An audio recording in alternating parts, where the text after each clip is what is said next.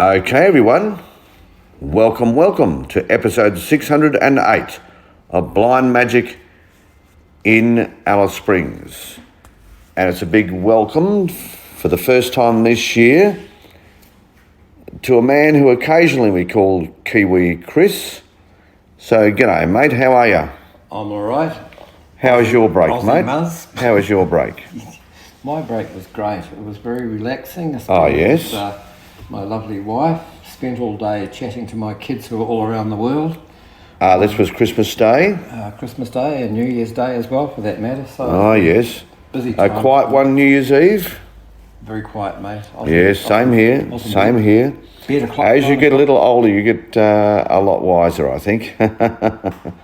You've seen, when you've seen 60 or 70 of them, then they get a bit boring, don't they? Absolutely. You know, Chris,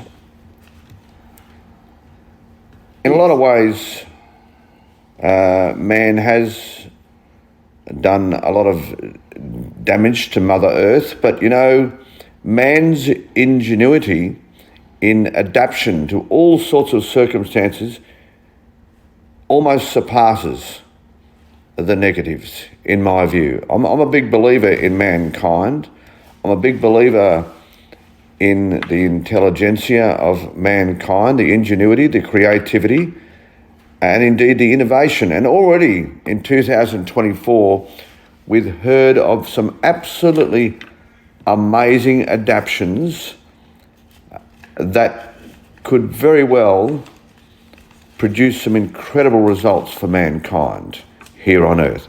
I talk about the Baker Institute for Diabetes and Heart and Diabetes in Melbourne, and it would appear that they may have come up with a solution to assist those. In fact, they're calling it a possible cure for diabetes, even type 1, which is incredible.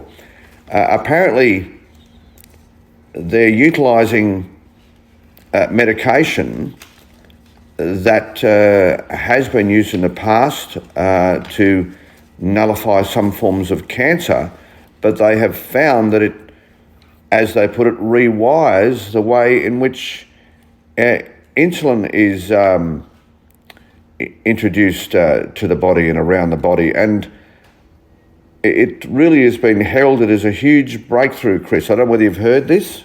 I have, mate, and diabetes is an epidemic that has It is.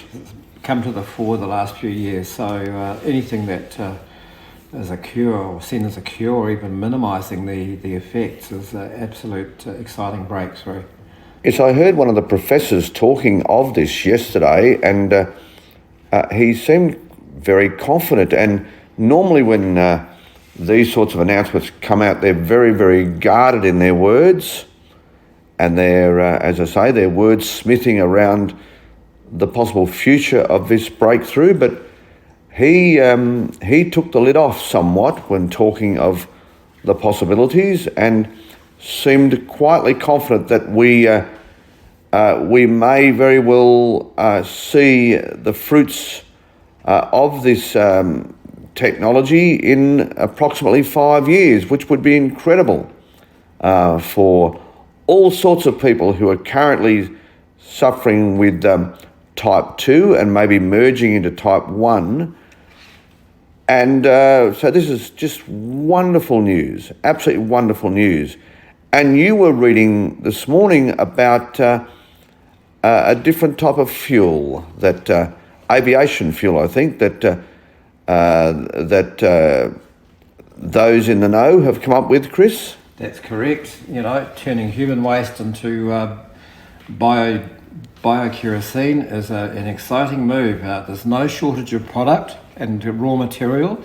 So basically converting human waste into aviation jet fuel has also been developed. So at what stage is this project, Chris? Well, it's proven. It's the product has been demonstrated, and the process has been demonstrated. So it really is now a case of scaling up and turning what effectively is human waste into something that's extremely useful and cuts down on... Quite remarkable, because there was an attempt to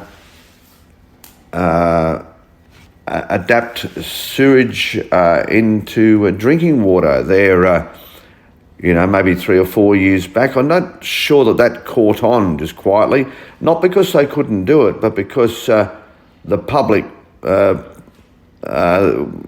it the big thumbs down. So there wasn't the economic viability in the project. But if we can convert waste of this type into all sorts of useful means, that would be wonderful for the world. I agree. Now, look, I'm just going to have a quick search. I'm pretty sure that a decision has been made in California, USA, to actually do precisely that, use human waste to produce drinkable, potable water. I mean, if it can be neutralised to the point whereby the taste was palatable, I can't see why. I think it's more of a gut feeling, should I say? Again, this, but there's no real logic. If it works, it works, Chris. Well, that's right. Well, here we go. Orange County in Southern New California operates a large water purification system that recycles wastewater and uses it to refill underground aquifers. So there we go. It's already happening. Absolutely amazing. And there's a heading here. This is going to make you probably choke. Uh-huh. Would you drink toilet water? California approves wastewater for human consumption. Okay, so that was their local authorities have gone with it, yeah? Yep. Well, see, that's one of the big breakthroughs, is being able to convince local authorities that it would be not to their detriment politically to go ahead with it. So obviously the public have swung behind this as well. Yep. Well, looks like it's been flushed with success. And another thing that occurred over the break, of course, was the massive 7.6 earthquake in Japan. And whilst it has reaped havoc in some areas of Japan, in other areas, it has been incredible, the structures that have held strong and the infrastructure that has held strong. Apparently in Japan, the building codes are second to none, and also there's a special locking system to do with their rail system that prevents their rail tracks from literally coming apart. I mean, they're incredible, aren't they? The Japanese, their systems management and their ingenuity around... they'll be well practiced, of course. Earthquakes are almost a daily occurrence in Japan, so I guess they've stepped up to the plate. And I know we was talking before Christmas, Chris, about New Zealand, and maybe some of the technology that's been used in New Zealand is of Japanese ilk. I don't know. I guess governments in these earthquake-prone areas talk together, and then, of course, private enterprise gets involved, and it certainly worked in some cases in Japan, because 7.6 is a massive earthquake. That's big. Well, yeah, in New Zealand, they developed a system where all the high-rise buildings are actually built over a system of gaskets which move with the shake, and it minimises the actual destructive power of an earthquake. And that has been internationally utilised in other earthquake-prone parts of the world, including Japan. So, I don't know that I would deliberately put myself in harm's way, regardless of the structure. However, Chris, I have to tell you. I guess if you live there, you don't have much choice. Well, that's true. I guess it's a bit like tropical Queensland. We've seen those massive floods. I think they expected the wind, but not the rain. In fact, there's some talk that the Weather Bureau got it terribly wrong. So I guess that's one of the things that needs to improve, is the predictive nature of such matters where Mother Nature is concerned, whether it be earthquakes, whether it be climatic conditions, weather, therefore meteorology. But our Weather Bureau, I got to tell you, haven't got it quite right this summer. The El Nino is either a very, very weak one or we've just got it wrong. Well, maybe the whole dynamic of El Nino has changed from being a dry cycle to one that has got these intense periods of wet. Very true. Yeah. Yep. Very true. But I know there's a lot of angst, both politically and also with the public. In fact, one farmer in South Australia has got so disillusioned with the weather forecasting that he's hired his own private forecaster. That's the way he's going to go. But yeah, I guess all of these things add up to the fact that we can and must, and I guess we will adapt. And mankind, the one thing that sets us apart, I guess, is our cerebral structure, our incredible intelligence, not to underestimate those of other beasts on Earth. But in fact, I spoke yesterday about camels and how they've adapted to the desert environment. We got a little bit of a talk delivered to my little family down at Orange Creek Station just after Christmas, and it's incredible how the camels adapt to the heat of the desert. Let me take you through this, Chris. The reason why they stand together in the heat of the desert in the middle of the day is because their temperature is actually some 30 degrees. Their constant temperature is about 30 degrees below even the harshest days in the middle of the desert. So they're actually cooling one another by standing together. That is interesting. It is interesting. Yeah. And also they face the sky. They face the sky as they stand together. And that's because the narrowest part of a camel is the crown of their head. So they're only exposing to the sun a small portion of their overall body mass. So once again, another incredible way that they adapt to the desert environment. And another little known fact is that they can go without water for 7 to 10 days. And then after the 7 to 10 days, each individual camel can drink up to 150 litres in one sitting to replenish itself. So adaptation is the key, and maybe looking at these ships of the desert is a key to us not running from the heat but adapting to it. And it's marvellous what you can learn from other creatures, Chris. Yep. Well, this is true. I think in terms of managing the heat, even the humble termite builds its big mounds in a same way, with the narrowest point is facing north, facing the sun. It is incredible. Yeah. These things never cease to amaze, and you can always learn something, no matter who we are, no matter what stage in our life. I certainly learned some things that I didn't know about. I'll tell you another thing, Chris.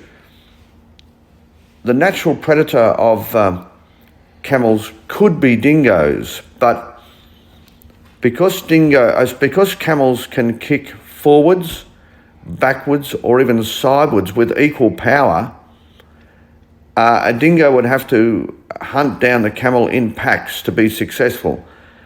One single kick from a camel can kill a dingo. So powerful is its thrust. And as I said, they can kick sidewards, backwards, or forwards with equal velocity. And also they can kick very powerfully even whilst lying on their back. guess the Incredible. advice to any self-respecting dingo would be stick to the kangaroos, mate. Yes. Well, the one creature that does bring a camel down is snakes. Snakes have been known to kill a camel within hours, and they tend to bite it underneath its forefoot or one of the rear feet, and get into that fleshy area there where the vascular system is. So, and we do have incredibly poisonous snakes out here in the desert.